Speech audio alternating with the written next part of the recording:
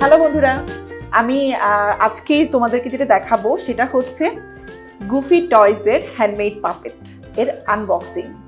তো চলো দেখি এটার ভিতরে কি আছে।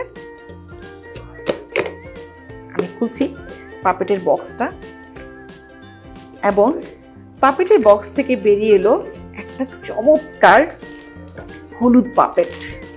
ওর নাম ইয়েলো বানি। চলো দেখি ইয়েলো বানিটাকে বের করি। সুন্দর একটা প্যাকেটে এরকম গোছানো থাকে এবং আমাদের হাতে চলে এলো ইয়েলো বানি। পাম পাম। হ্যালো ইয়েলো বানি। Hello red bunny. তুমি কি একাই নাকি? আমার সাথে তো অনেক কিছু ছিল।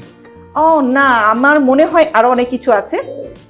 চলো তুমি বক্সটা খুলে দেখো ভালো করে। চলো আমরা দেখি। আমি ইয়েলো বানিকে একটু রেখে নিচ্ছি। আমি রেড বানির সাথে কথা বলতে বলতে দেখি আমাদের বক্সে আর কি কি আছে। আমাদের বক্সে আছে একটা পাপেট মেকার। দেখেছো তুমি? পাপেট মেকার বই। হ্যাঁ, পাপেট মেকার বইটা দিয়ে তুমি তোমার পছন্দের পাপেট বানিয়ে নিতে পারবে। আর কি আছে চলো দেখি।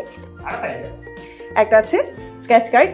এই স্কেচ কার্ড ঘষে তুমি পাবে নিশ্চিত উপহার, গুফি বুকস এবং কিডস টাইমে।